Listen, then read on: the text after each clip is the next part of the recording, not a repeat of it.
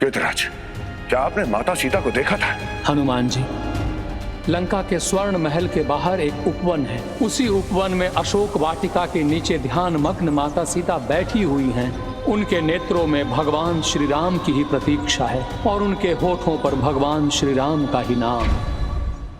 जय श्री राम, जय श्री राम, जय श्री राम, जय श्री राम, जय श्री राम, जय श्री राम। हनुमान जी, अब अधिक देर मत कीजिए, जाइए और माता सीता का दुख दूर कीजिए। उन्हें प्रभु श्री राम का संदेश दीजिए।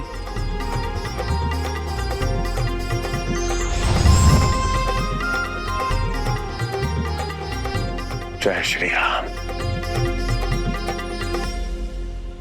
जगत माता, कभी कभी अपने जीवन में अपनी इच्छा के विरुद्ध कुछ कठोर निर्णय लेने होते हैं।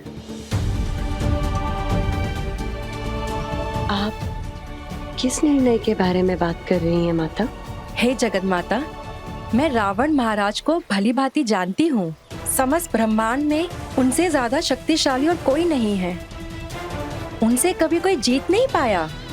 इसलिए एक शुभचिंतक की भांति मेरा यह सुझाव है कि आप महाराज रावण को स्वीकार कर ले, अपने हट को त्याग दे और महाराज रावण से विवाह कर ले।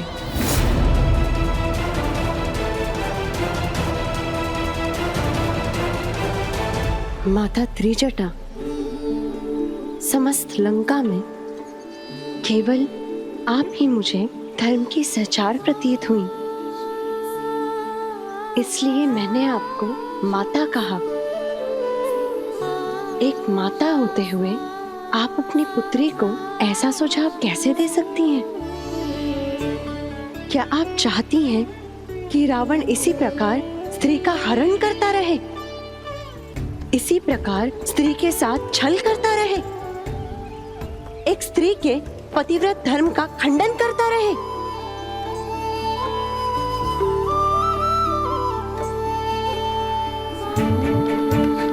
माता, मैं जानती हूँ कि आप रावण के आदेश के अधीन हैं, किंतु उसके अधर्म में सहयोग करके जन्मों जन्मांतर तक अधर्म की दासी क्यों बनना चाहती हैं आप? मुझे क्षमा कर दो पुत्री। अब मुझे पूर्ण विश्वास हो गया है, चाहे तुम्हें कितना भी कष्ट सहना पड़े, अंत में जीत तुम्हारे विश्वास की होगी, तुम्हारे प्रेम की होगी।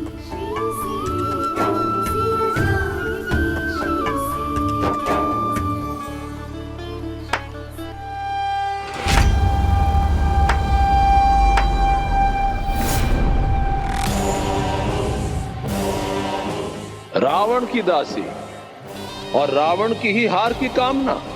महाराज, नहीं नहीं नहीं, इसमें तुम्हारा कोई दोष नहीं है। यही तो गुण है सीता के। ये किसी का भी हृदय मोह लेती है। मैं भी तो अपना हृदय इसी को हार बैठा हूं।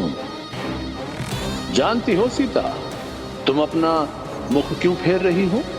क्योंकि तुम्हें भय है कि तुम भी कहीं रावण की विद्वता, मेरी शक्ति, मेरे पराक्रम से कहीं मोहित ना हो बैठो। रावण,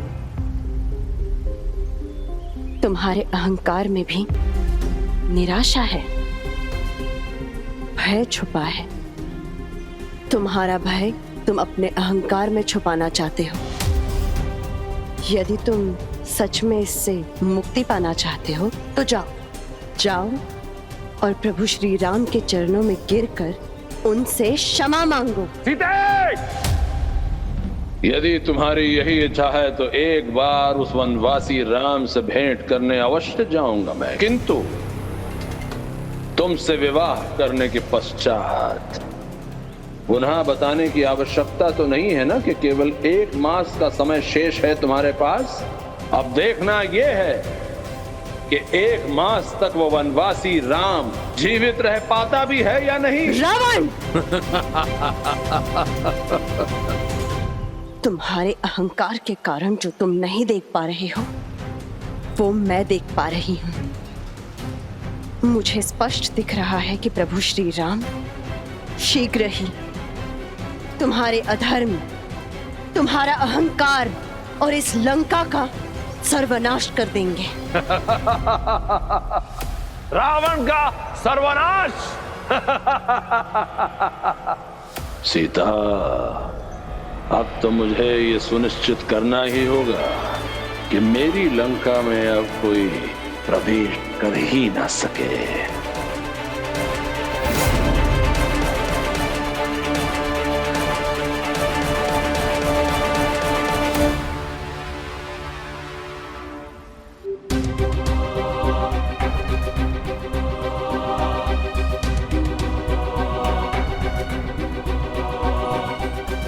गिद्धराज संपाति ने अपनी दूरदृष्टि से माता सीता का पता तो बता दिया, किंतु इस 100 योजन लंबे समुद्र को लांघ कर हम जाएंगे कैसे? हम में से कौन है जो इस समुद्र को लांघने की शक्ति रखता है? हनुमान जी, अपनी युवा अवस्था में मैंने एक बार इस समुद्र को पार किया था, किंतु अब केवल आधा समुद्र ही जा सकता हूं। मैं समुद्र को पार कर सकता हूं,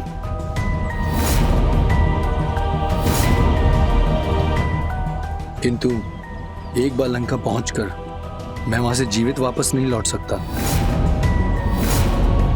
तुम बाली के पुत्र हो और लंका में तुमसे अधिक शक्तिशाली कौन हो सकता है जो तुम्हारा मार्ग रोक सके? बाल्यकाल में मैं और रावण का पुत्र अक्षय कुमार दोनों एक ही गुरुकुल में पढ़ते थे। तब मैं उस असुर कुमार को अकारण ही दंड दिया करता था। इस बात से गुरुदेव ने क्रोधित होकर मुझे श्राप दे दिया कि यदि अक्षय कुमार ने मुझे एक मुष्टि का प्रहार भी किया तो मेरे प्राण चले जाएंगे। तब तो तुम्हारे वहां जाने से पूर्व किसी को लंका जाकर उस अधर्मी रावण के पुत्र अक्षय का अंत करना होगा। लेकिन सबसे बड़ा प्रश्न यह है कि लंका जाए तो जाए कैसे?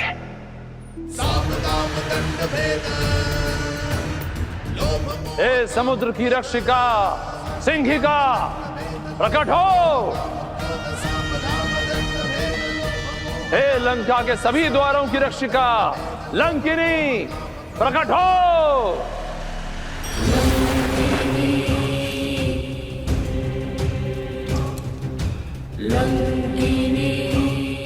हे लंकेश, आज्ञा कीजिए, आपने हमें किस लिए स्मरण किया?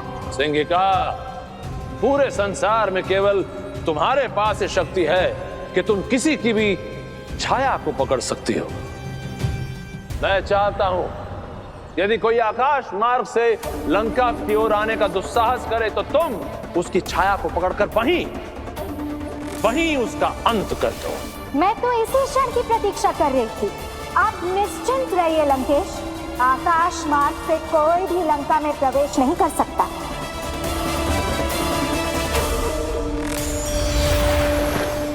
लंकिनी, तुम्हें ब्रह्मदेव का वरदान है कि तुम्हारी अनुमति के बिना कोई भी लंका में प्रवेश नहीं कर सकता। यदि कोई समुद्र पार कर भी गया तो तुम इस बात का ध्यान रखना कि वो लंका में प्रवेश ना कर पाए।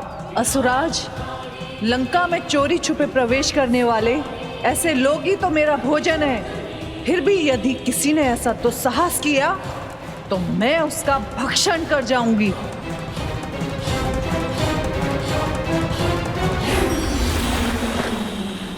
किंतु समस्या यही है कि इतने विशाल समुद्र को पार करके लंका जाएगा कौन?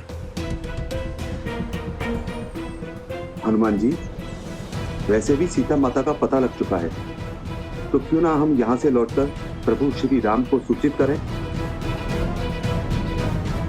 अब हमें ये समुद्र पार करने की क्या आवश्यकता है?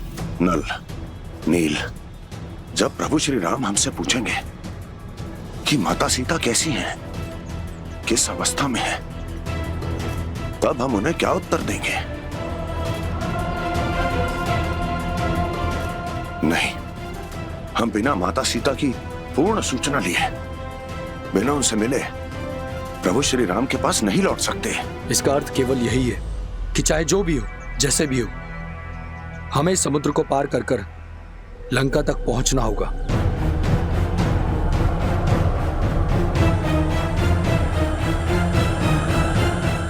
जामवंत जी, यदि आपको ज्ञात है तो मुझे बताइए कि कैसे मैं इस समुद्र को पार कर लंका पहुंच सकता हूँ। आपको सभी देवताओं ने अपनी सर्वश्रेष्ठ शक्तियों से सुसज्जित किया है। स्मरण करने से वो सभी दिव्य शक्तियां स्मरण हो जाएंगी।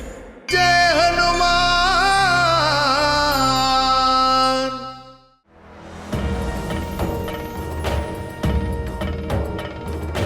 जय श्री राम। जय जय हनुमान।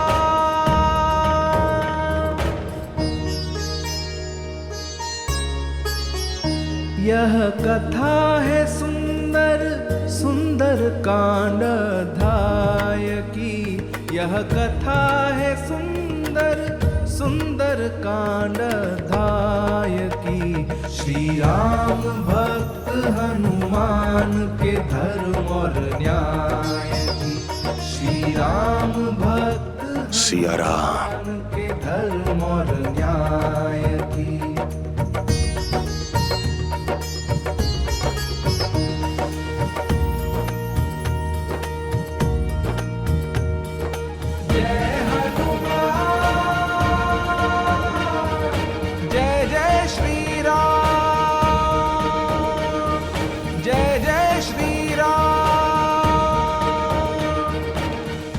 माता सुरसा प्रकट हो। कब तक देवों के श्राप के कारण स्वयं को समुद्र में छुपाती रहोगी? प्रकट हो, प्रकट हो।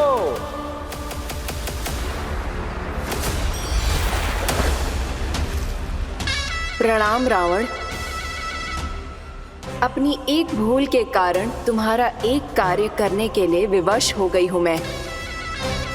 बताओ रावण, तुमने मेरा स्मरण किस लिए किया है? तुम्हें तो असुर जैसा शक्तिशाली पुत्र चाहिए था ना?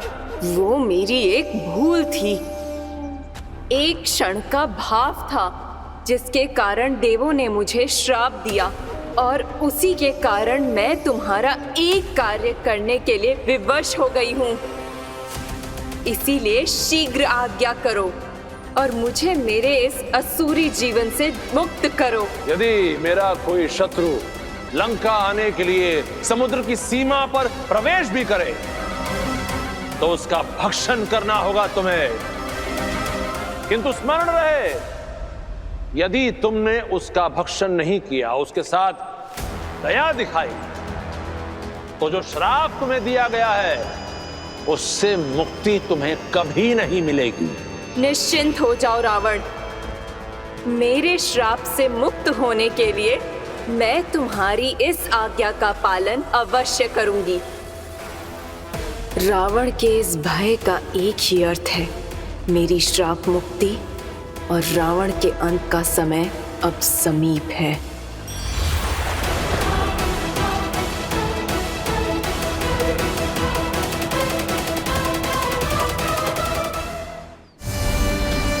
प्रभु श्री राम की कृपा से मुझे अपनी समस्त शक्तियां स्मरण हो आई हैं। प्रभु श्री राम का काज करने से कोई बाधा मेरा मार्ग नहीं रोक सकती, क्योंकि इस 100 योजन लंबे समुद्र को लांघकर मैं लंका जाऊंगा। जय हनुमान। जब राम नाम अंकित ये पात्र इस 100 योजन लंबे समुद्र को पार कर इस पार आ सकता है, तो हम तो प्रभु श्री राम के भक्त हैं, हम उस पार क्यों नहीं जा सकते?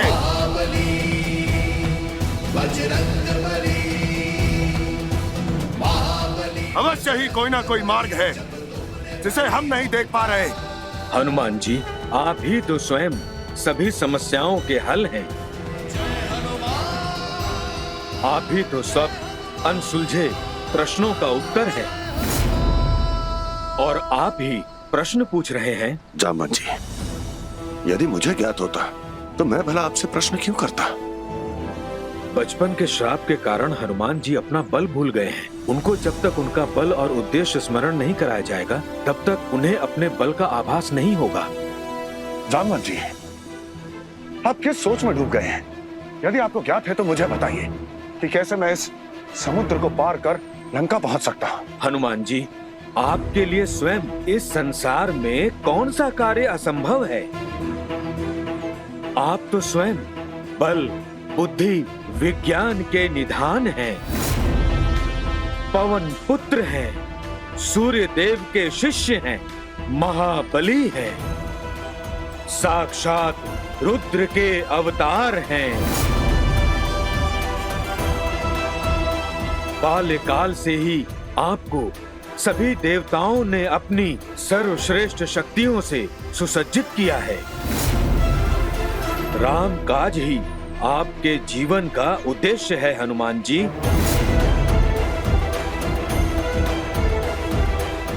भला ऐसी कौन सी बाधा है जो आपको राम काज करने से रोक सकती है? जामवंत जी, ये आप क्या कह रहे हैं? जामवंत जी, यदि मुझ में ऐसी शक्तियां हैं तो मुझे उनका भान क्यों नहीं हो रहा? आप एक श्राप के कारण अपनी समस्त शक्तियां, बल भूल गए हैं। आपके स्मरण करने से वो सभी दिव्य शक्तियां स्मरण हो जाएंगी। इसीलिए स्मरण कीजिए, हे राम भक्त, स्मरण कीजिए। बलवान से अति बलशाली, बुद्धि के सागर मारुति प्यारो, पवन बेग से उड़ने वाले, तुम हो पवन के पुत्र दुलारे।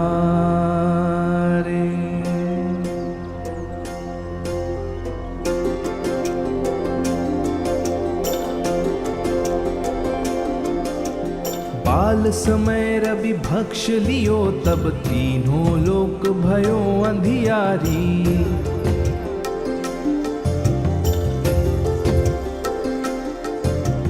बाल समय रवि भक्ष लियो, तब तीनों लोक भयो अंधियारो। को नहीं जानत है जग में, कपि संकट मोचन नाम तिहारो। नटखट चंचल वीर धुरंधर, काज बड़े बड़े तुम करी डारो। जो हो असंभव कर दो संभव, अपरंपार है शक्ति तिहारो। रुद्र हो शिव के 11वें तुम, खल बलवान विशाल सम्हारो। वो नहीं जानत है जग में, कपि संकट मोचन नाम तिहारो। जय हनुमान ज्ञान गुण सागर, जय कपीस तिहु लोक उजागर। जामवंत जी, आपके स्मरण कराने से मुझे अपनी शक्तियों का कुछ कुछ आभास तो हो रहा है, किंतु मुझे यह समझ नहीं आ रहा कि ऐसा क्या हुआ कि मैं अपनी समस्त शक्तियां भूल गया और मुझे श्राप क्यों मिला? हनुमान जी, ये श्राप आपको इसलिए मिला क्योंकि आपके बाल्यकाल में आप अपनी माता अंजना की एक नहीं सुना करते थे। स्मरण कीजिए, अपनी बाल लीला को स्मरण कीजिए हनुमान जी।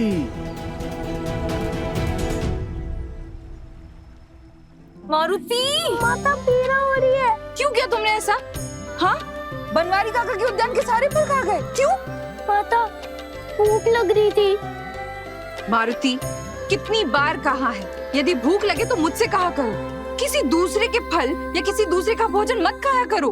किंतु माता, वो तो मेरे बनवारी काका है, उनको काका कहता हूँ, तो अपने काका दूसरे कैसे हुए? मारुति, तुम मेरी बात ऐसे नहीं समझोगे। आज मैं तुम्हें दंड देकर रहूंगी। चलो मेरे साथ। माता, मेरी बात तो सुनिए। माता, ये क्या कर रही आप? आज तुम दिन भर यही बंधे रहोगे और यही होगा तुम्हारा दंड। फिर मैं देखती हूँ कैसे मेरी बात नहीं समझते। माता, मैं आपकी सारी बात मानूंगा और दिन भर यही मरते रहूंगा, किंतु कुछ खाने को हो तो दे दो ना, बहुत तीव्र भूख लगी है। अच्छा, जैसे मैं हर दिन तुम्हारी ये उद्दंडता सहन करती रहती हूँ ना, वैसे ही तुम्हें भी अपनी भूख सहन करनी होगी। माता, मैं दंड में मान लूंगा, किंतु भूख को कैसे रोकते वो तो मुझे आता ही नहीं। माता, तीव्र भूख लगी है, कुछ खाने को दो ना। नहीं मिलने वाला। अब देखती हूँ कैसे मेरी बात नहीं मानते। माता, माता, माता, माता, माता, तीव्र भूख लगी है। माता, यहाँ दूर दूर तक कुछ खाने को दिख ही नहीं रहा, मैं क्या करूं? उगते सूर्य को समझ लिए, मारुति फल के समान। इतना बड़ा फल पककर लाल भी हो चुका है, और ये तो मेरे घर के आंगन के आसमान में ही है।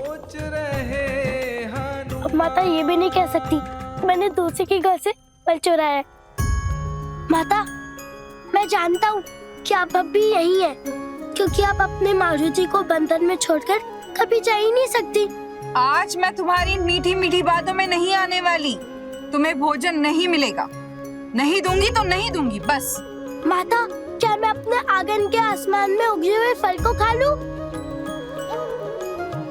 तुम्हें जो समझ में आए वो करो, मुझसे कुछ मत कहो।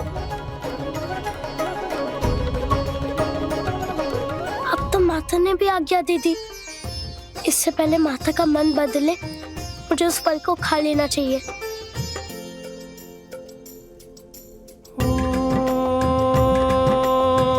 मारुति की मनशक्ति भोली, लालायित करे सूर्य की लाली, लीलाद्भुत तेरो हनुमान, बाल रूप मारुति बलवान। आप अपनी उन समस्त शक्तियों का स्मरण कीजिए। प्रभु श्री राम की कृपा से, प्रभु श्री राम का काज करने से कोई बाधा मेरा मार्ग नहीं रोक सकती, क्योंकि इस 100 योजन लंबे समुद्र को लांघकर मैं लंका जाऊंगा और माता सीता का पता लगाऊंगा। आप अपनी उन समस्त शक्तियों का स्मरण कीजिए। प्रभु श्री राम की कृपा से,